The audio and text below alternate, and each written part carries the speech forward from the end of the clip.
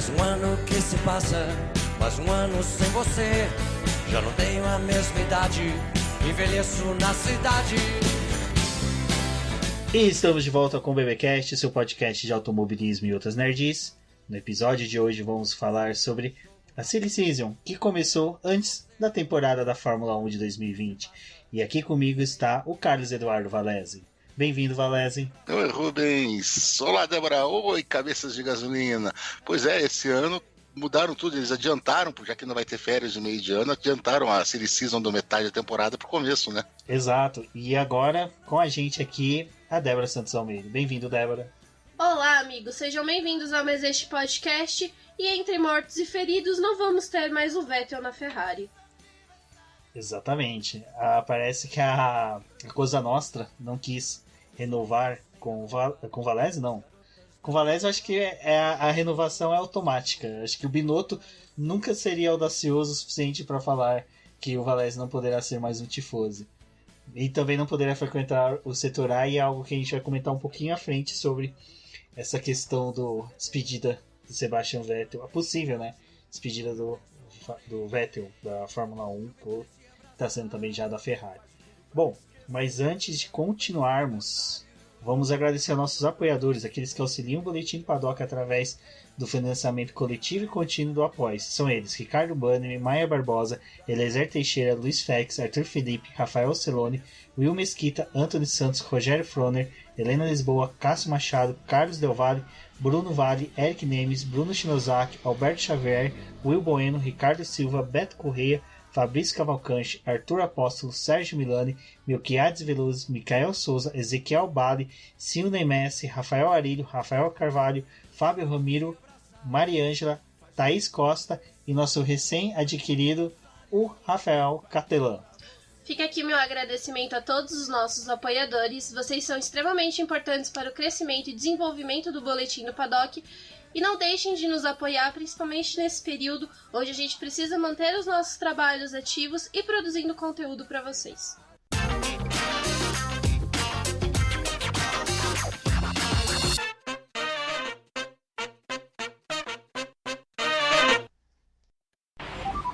Bom, agora fiquem com o Will Mesquita do Papai Orange, que vai falar um pouco da visão dele aí dessas mudanças que nós tivemos após o fim do contrato, né? Não a renovação do contrato do Sebastian Vettel com a Ferrari. E no áudio que vamos ouvir agora do Will Mesquita, ele vai falar um pouquinho aí da visão dele da ida do Daniel Ricciardo para a McLaren e do Carlos Sainz para a Ferrari. Fiquem com ele e logo após retornamos ao nosso programa normal com Carlos Eduardo Valese, Débora Santos Almeida e comigo, Rubens GP Neto. Fala Rubens, fala Débora, falando aqui diretamente de Sarneyland para variar. Cara, eu me empolguei muito e o impacto que isso vai causar em todo o mercado de pilotos, né? Do ponto de vista exclusivo da McLaren, eu acho que o Ricciardo ele substitui o Sainz atendendo todas as possíveis expectativas da equipe, dos torcedores e com sobras. A gente sempre deve lembrar que a McLaren colocou 25 milhões na mesa para o Ricciardo quando o Ricciardo estava saindo da Red Bull, e o Ricciardo optou pela Renault, né? Fez a escolha pela Renault e teve talvez uma decepção nesse ano que ele teve com a Renault. Para a McLaren é positivo de diversos pontos de vista. Positivo do ponto de vista de atrair patrocinadores. Eu acho que o Ricciardo ele é o piloto com a maior base de fãs atualmente na Fórmula 1. Acredito que qualquer patrocinador gostaria de associar sua marca com um piloto com a personalidade do Ricciardo, né? E do ponto de vista técnico, do ponto de vista de pilotagem, o Ricciardo ele é um piloto vencedor de grandes prêmios. Ele é um piloto que já passou por várias mudanças de regulamento, né? E sempre entregou, tá? O Ricciardo ele é reconhecido como um material para um possível campeonato mundial, se tiver carro para competir à altura com todo mundo. Há, claro, os detratores que vão dizer que ele correu da Red Bull porque não aguentou a competição com o Verstappen. Eu já considero esse movimento que ele fez um movimento inteligente de evitar qualquer tipo de atrito fora de uma disputa de campeonato mundial, né? E buscar novos ares, buscar alternativas, sempre é uma coisa que pode pagar dividendos na Fórmula 1 quando os movimentos são corretos. Entre Renault e McLaren, é claro que nesse ano de transição existe o risco da própria Renault estar acima da McLaren, voltar a ter um carro superior, a ter um conjunto superior, mas a aposta nos motores Mercedes e principalmente no teto orçamentário faz com que a escolha da McLaren seja uma escolha inteligente, né? A gente está aí perto de ter a concretização do regulamento de limitação de teto orçamentário, e nesse cenário de teto orçamentário as equipes médias elas ganham capacidade de competição, ainda que não ideal, do meu ponto de vista. Eu acho que o teto deveria ser menor, mas melhora muito a situação de competitividade entre a McLaren e a Mercedes, ou Ferrari, ou Red Bull, por exemplo. Então eu acho que está todo mundo satisfeito com tudo isso. Talvez não o Vettel, mas do ponto de vista de quem vai ficar na disputa da Fórmula 1, e aí eu já estou dizendo que o que eu acho é que o Vettel não fica para 2021, tá todo mundo satisfeito. Tanto a Ferrari com o Sainz, quanto a McLaren com o Ricciardo. E agora, falando um pouco sobre o Vettel, eu estou naquele grupo de torcedores que é chamado de detrator do Vettel. Eu fico curtindo com Sebastian. Um abraço, Débora, me perdoa. Mas basicamente porque ele sempre pilotou para equipes rivais da McLaren, tá? Não tem nada contra a pilotagem dele do ponto de vista de questionar os títulos e achar que ele só foi campeão porque tinha um carro muito superior aos outros e etc. Eu acho que a carreira do Vettel merece todo respeito. Ele merece respeito porque ele nunca teve nenhuma atitude arrogante do ponto de vista de tratamento com os outros pilotos. Alguns momentos de destempero, né, em disputas ali, a gente lembra bem algumas delas, né, não vem ao caso agora. Mas principalmente eu acho que a carreira do Vettel, os resultados que ele teve na Fórmula 1 credenciam o cara a praticamente escolher para onde ele vai, tá? Ele teria vaga, talvez, na Fórmula 1, se ele quisesse, por exemplo, ir para a Renault, que eu não acredito. Eu acredito que essa vaga estaria aberta para ele. Mas eu espero muito, cara, ver o Vettel, como eu falei mais cedo no Twitter, guiando em Le Mans, né? Esse regulamento novo dos hipercarros. Eu ficaria muito feliz de ver o Vettel guiando para uma Porsche ou guiando para Aston Martin, né? Se realmente esse regulamento for para frente e essa galera disputar Le Mans, eu gostaria muito de ver o Vettel, né, nesse cenário aí disputando Le Mans. Seria muito legal pra gente. Muito obrigado, Will Mesquita, que participou aqui do BBcast. O Will Mesquita, para quem não sabe, ele é um dos sobreviventes ao Covid-19. O Will Mesquita, que é um dos representantes aí do Boletim do Paddock, amigo nosso aí já de longa data, lá do Papai Orange, que foi por meio do podcast F1 Brasil que chegou a nós. Fica essa informação aí para vocês, pessoal, que o Will Mesquita é um sobrevivente ao Covid-19. Um cara aí que conseguiu vencer pela sua força e magreza o vírus do Covid. E agora fiquem com o programa, comigo, com o Valese e com a Débora Santos Almeida. E ao final do programa, deixem seu recadinho lá nos comentários, compartilhem o BBcast e vamos ao BBcast número 96. Bom, vamos lá, né, Valese? Quem diria que no meio da pandemia, desse calmaria que nós temos, né, Débora, de notícias de automobilismo, a gente estava tendo que ficar batendo pedras e gravetos para poder extrair notícias para comunicar aí no nosso público, manter ativos os trabalhos. Surgiu, né, já um burburinho semana passada que o Vettel poderia não renovar com a Ferrari, e veio a ser concretizado essa semana.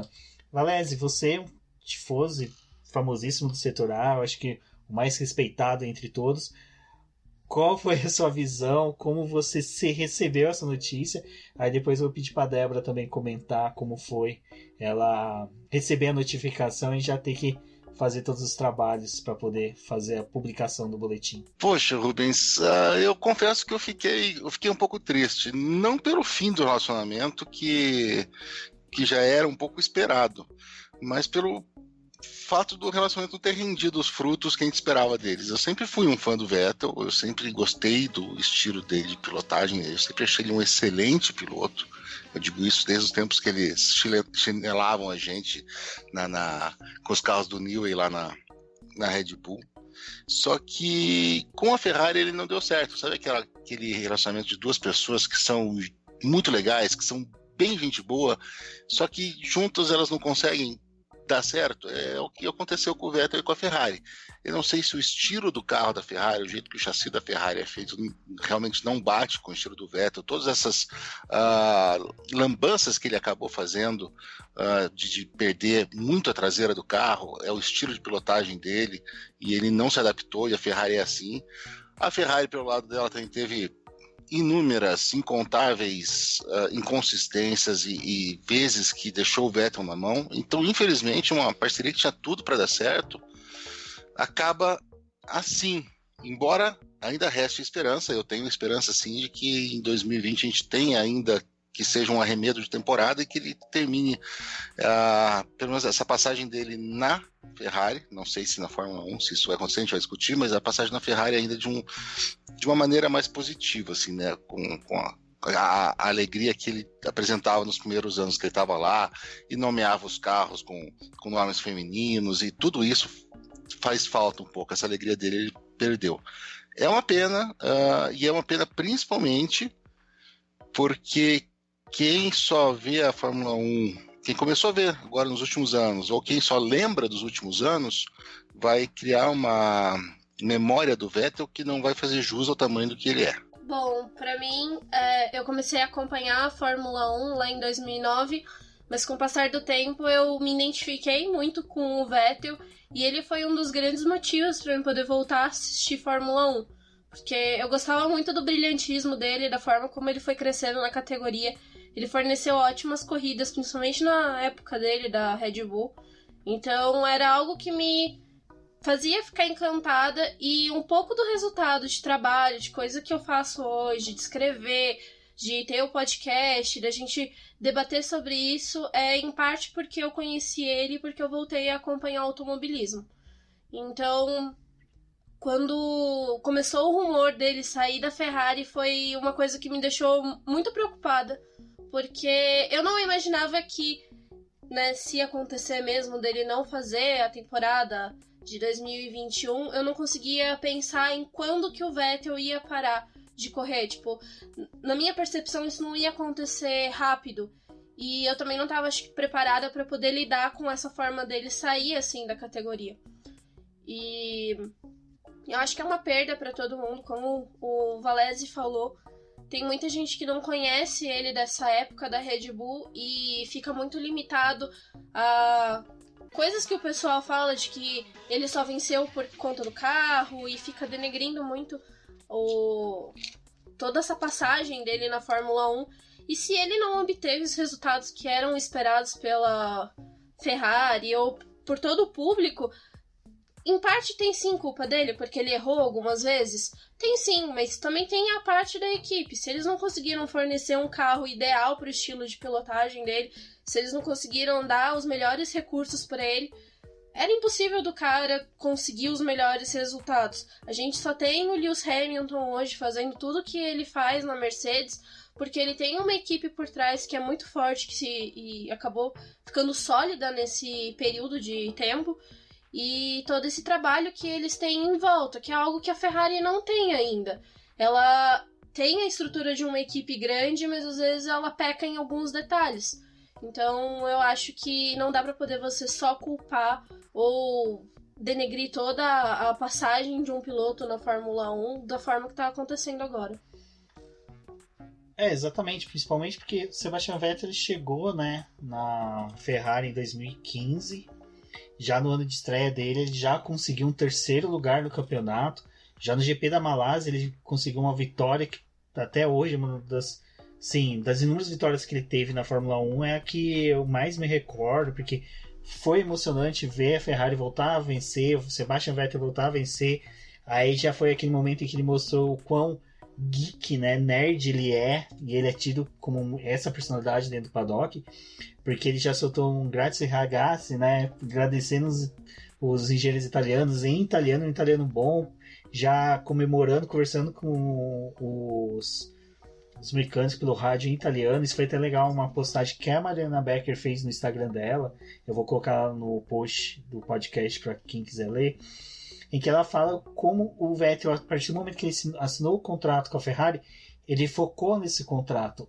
Ele, em menos de um ano, aprendeu a falar italiano perfeitamente.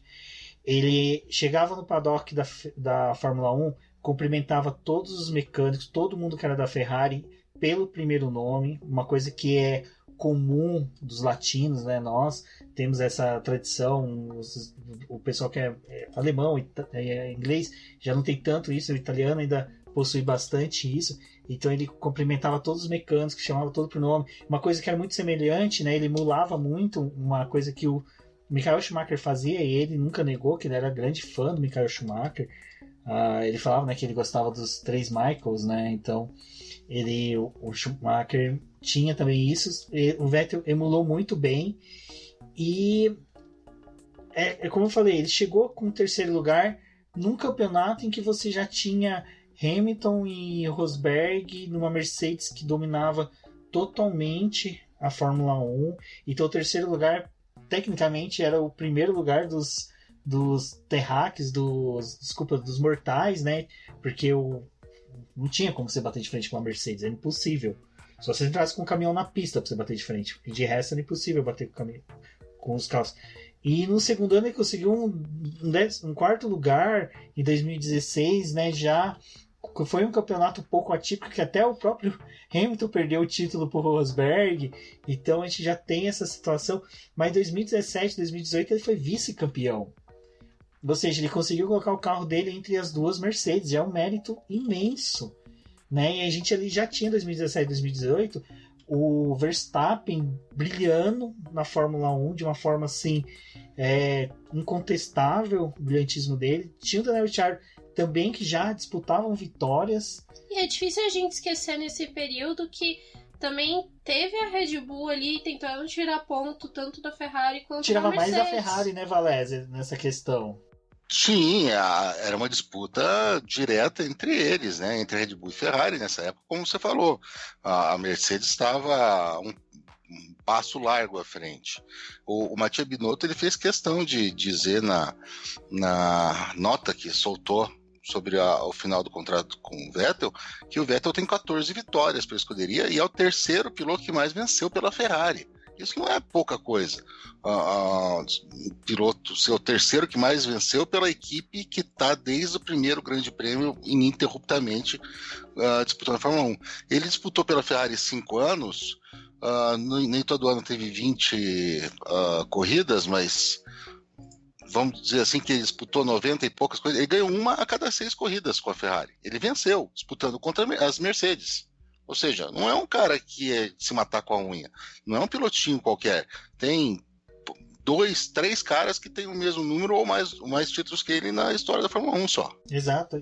E uma coisa que eu falo muito é que teve pilotos que tiveram o mesmo carro e não conseguiram números tão expressivos que nem ele.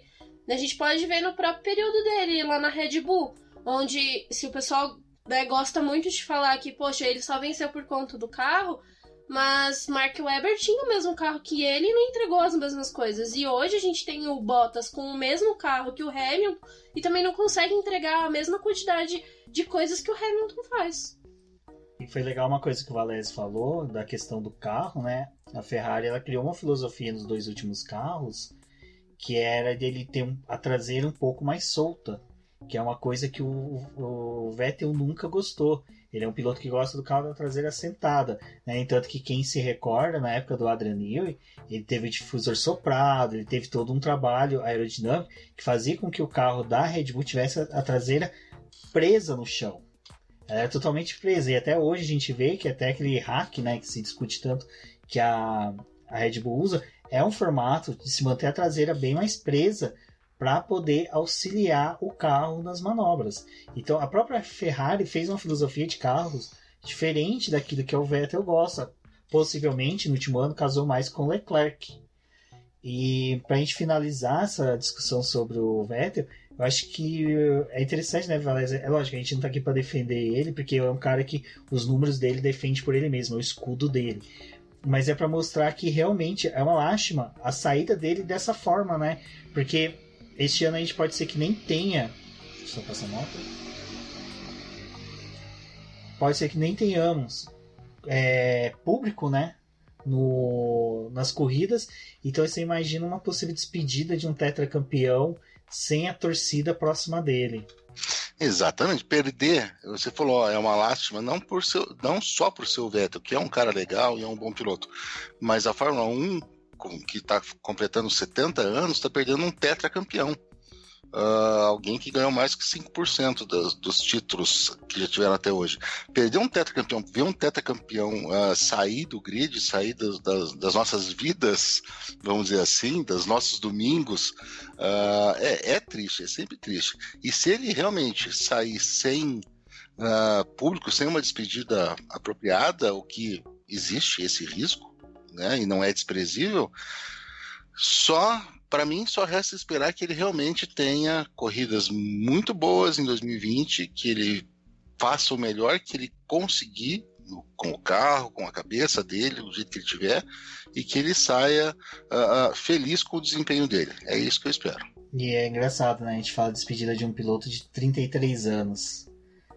E é mais novo que o Hamilton, que tem uma perspectiva ainda de futuro, futuro muito longo na Fórmula 1. Eu acho que o triste é você saber que se tiver corrida, o público não vai conseguir se despedir dele. E isso é triste porque foi uma coisa que eu até coloquei no texto de hoje. O mesmo vale pro Raikkonen, a gente não sabe a situação que vai ser.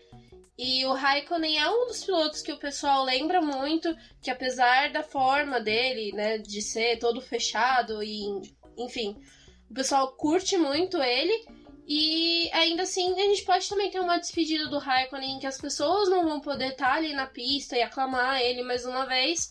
E acho que a dor vale para os dois. Mas o Kimi daí, a gente vai sofrer mais do que ele. Ele não vai ligar muito que não tem gente gritando o nome dele lá na frente, não. Não é o Kimi.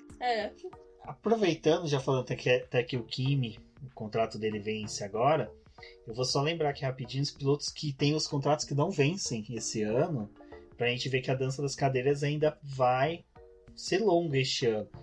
Na Williams, os dois pilotos não vencem o contrato esse ano, é 2021. Na Racing Point, que vai se tornar Aston Martin, o Pérez tem contrato até 2022 e o Stroll, que é a maior surpresa de todas. Não sei se o Valese viu uma imagem que a Fórmula 1 publicou, em que ele não está confirmado na equipe do pai dele. Nenhum ano ele está confirmado. O contrato dele é por mesada. Exatamente, que o pai dele tem que saber as notas que ele está tirando na escola para saber se ele pode correr domingo ou não, né? Nossa, esse piada deve ser um desastre na casa dele. Deve ter uma checklist na geladeira que a mãe dele fala se vai renovar ou não o contrato. Arrumou a cama? 1 ponto. Esse daí é a superlicença do Stroll. Exato. E superlicença também vai ser um tema que nós vamos falar daqui a pouco. Na Renault, o Ocon, coitado, voltou, vai ter praticamente um ano quase perdido aí. 2021 vence o contrato dele. Verstappen, 2023, o Albon termina esse ano o contrato dele, então aí se especula, né, o Vettel possivelmente voltar para casa dele. Eu sinceramente gostaria, eu acho que seria bacana. Mas com o Max lá não rola. Não vai rolar. Não vai. Rolar. Não vai dar. Christian Horner já sabe que não consegue domar 2 leões ao mesmo tempo. Ferrari agora com Sainz 2022, Leclerc 2024. E a Mercedes que não confirma nada, né? Hamilton e Bottas. E Toto Wolff. Né? Os três. Não, e nem a Mercedes nós sabemos se vai continuar. Né? A Mercedes não confirma nem a permanência dela. Pois é. A Mercedes, o que se discute bastante é que eles preparariam a estrutura dela para ser repassada para outra equipe e forneceriam ainda motores, focariam no fornecimento de motores. Agradeço muito, porque vai ter motor McLaren, quer dizer, vai ter um motor na McLaren. E não sei se o Valese acompanha a Fórmula E, eles já fizeram uma caminhada boa dos funcionários dele para a equipe da Fórmula E, que, diga-se de passagem, dominou o começo do campeonato lá. A equipe mal chegou, já dominou, inclusive até com o Van Dorn. Eu acompanho pelo Boletim do Paddock, é um lugar muito bom para você acompanhar a Fórmula E. E agora que você estava falando, é engraçado, né? Às vezes que a gente fala em voz alta, mas você falou a Mercedes venderia todas as instalações, forneceria motor, tem que vender para alguém que tem dinheiro. Daí você falou assim, o Lawrence Stroll não está confirmado ainda na Racing Point. Daí você junta 2 mais 2, talvez ele não esteja confirmado na Racing Point, porque o pai dele vai comprar a Mercedes. Ficaria com 2 equipes, seria sensacional. E daí ele vai correr na Mercedes, junto com o Bottas. Aí ele vai manter o Bottas, porque o Lando Norris, que é um nome cotadíssimo, até mais do que o Ocon, o pessoal foca muito que o Ocon tem chance, mas hoje o Lando Norris é piloto Mercedes, ele não é mais McLaren. Ele mudou, ele virou a casaca, o garotinho. Então, a gente olha a silly season que pode se desenhar daqui pra frente. Kimi pode não renovar, e engraçado, aqui eu nem falei da Alfa Romeo, eu pulei totalmente, desculpa ter ignorado o Kimi e o Giovinazzi. Perdão, Débora, mas Giovinazzi também não está confirmado. Apesar que o Giovinazzi é o que eu comentei, não sei se o Valério tem a mesma visão que eu. Que por ele ter essa experiência na equipe, é uma equipe que vai precisar de um piloto experiente, porque provavelmente eu acredito que o Kimi não volta ano que vem. O recorde do Barrichello está preservado, de maior número de GPs. Então, eu acho que o Giovinazzi é uma boa opção para a Alfa Romeo. Sim, com certeza absoluta. Não tem por que a Alfa mudar o planejamento deles de uma hora para outra, ainda mais se ela for realmente atuar como um time satélite da Ferrari, que é o que a gente espera que aconteça, não tem por que tirar um piloto que já sabe o que está fazendo ali e que é jovem e que mesmo que não seja um postulante a pegar um assento no time principal, pelo menos não a curto prazo, pelo que a gente está vendo agora, é alguém que não é de se jogar fora, ainda mais se for colocar alguém da academia, quando puder, né? A gente vai falar sobre licença, mas se for colocar alguém da academia do lado dele, né? Exatamente, algo que entra nessa questão da academia é que não estão tendo corridas da Fórmula 2 Fórmula 3. Cogitou essa semana um burburinho meio besta, desculpa o termo meio besta, de que poderia retornar até junto com a Fórmula 1. Mas quase nenhum piloto, né, tem a superlicença para assumir o cockpit. Quase nenhum não, tem muitos pilotos. Mas a gente fala em pilotos que estejam na linha mais próximo, né? Não, mais próximo. Pilotos que estão ali realmente no dia a dia brigando por uma vaga. A gente sabe que são pilotos que estão dentro da academia de pilotos da Ferrari, eu vou falar o nome de algum deles, que realmente possuem chances de assumir um dia uma vaga em uma das equipes da Ferrari, que é o Colin Lott, que é britânico, o Julian Alesi, filho do Jean Alesi, seria bacana, quem sabe um dia conseguir mais de uma vitória do que o pai dele conseguiu. Tem o texto no BBcast do Boletim do Paddock 365 que o Valese fez, da vitória, né, Valese do Alesi. 11 de junho, não esqueça, acho que foi o meu primeiro texto. Exatamente, vai estar o link no post. Tem o Robert Schwartzman, que é um russo. Marcus Armstrong, neozelandês, que vai dar um grande passo se conseguir chegar à Fórmula 1. Mick Schumacher, não fiz acho que é o nome mais cotado, né? O pessoal tem o desejo de que ele vá pra Fórmula 1 e que vá chegando até ir pra Ferrari, né? Eu sou uma clarista, desejo ele na Ferrari, com certeza. O menino tem talento, provou isso. Não sei se o Valério chegou a ver ele na categoria de base. Ele, quando teve material na mão, assim como o pai dele também teve material na mão, arrebentou e foi muito bem. Sim, ele não tem... Ele parece, pelo que eu vi, ou tanto que eu vi, ele parece não sentir muito o peso do sobrenome nos ombros, né? Porque qualquer um tremeria bastante com isso. E ele me parece correr bem mais tranquilo em relação a isso, fazendo a parte dele, o que para mim já seria assim um sinal muito positivo. E, para nossa alegria, nós temos 2 brasileiros na academia de pilotos da Ferrari, que é o Gianluca Petkoff, que também está na Fórmula 3, ainda vai galgar posições para chegar na Fórmula 1, mas é um nome muito cotado, tem chance, é um piloto excelente, nas categorias de base arrebentou, então tem muita chance. E o Enzo Fittipaldi, né, que seria muito sensacional, cara, um dia um GP que fosse, pelo menos um treino, um Enzo num carro da Ferrari, um Fittipaldi, acho que é um mix, assim, é muito easter egg num carro só para poder ter num evento só. Acho que seria muito legal o Enzo chegar, e ele tem mais chance até mesmo do que o próprio Pietro. Infelizmente o Pietro é um comentário que farei depois sobre ele. E aí, Valese, já vou acrescentar esse meu comentário, que é o seguinte: a gente viu aqui os contratos que estão para vencer, e nós temos na Red Bull e na AlphaTauri também, desculpa, eu não comentei, os contratos de 3 pilotos estão vencidos. E nós temos 2 pilotos brasileiros na academia de pilotos da Red Bull, um deles com superlicença, que é o Sérgio Sete Câmara. Então, quando ele assinou o contrato novamente com a Red Bull no começo do ano, a gente viu aquele burburinho dele possivelmente retornar na Fórmula 1 pela Red Bull, pela AlphaTauri, já esquentou a situação. E agora, com esse silêncio da renovação do Kvyat, do Gasly, do Albon, aumenta mais, né, Valese, o nosso interesse, né, Débora, de ver o Sérgio Sete Câmara participar da Fórmula 1. A gente tem essa expectativa, a gente tem essa esperança. Eu não diria que é uma coisa que é palpável no horizonte ainda, que a gente consegue vislumbrar, mas é uma possibilidade, e não é uma possibilidade que pode ser descartada, não. No final do ano passado, quando a gente teve os eventos lá no Grande Prêmio da Fórmula 1, que a gente conseguiu ver o Sete Câmara e conversar com ele, ele parecia bastante otimista com o futuro dele. E para mim isso é um maior sinal de que coisas boas devem vir aí, porque o piloto sabe o que está acontecendo. E com essa parada que teve esse ano, como você falou, 3 de 4 pilotos não têm segurança que vão continuar.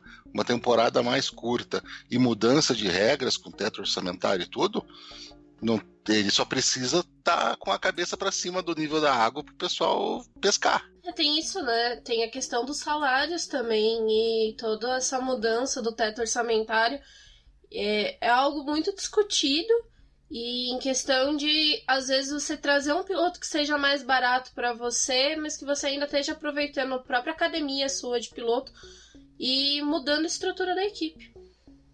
Exato, e o outro brasileiro que figura na academia da Red Bull é o Igor Fraga, que está juntando os 2 mundos que existem hoje no automobilismo, o virtual e o real. Ele é o piloto que saiu do real, foi para o virtual, passou até pela academia da McLaren, voltou para a Red Bull, e agora ele é piloto da academia da Red Bull. Então é legal isso, né, Valéria? A gente vê que tem um piloto que está orbitando nas 2 áreas do automobilismo.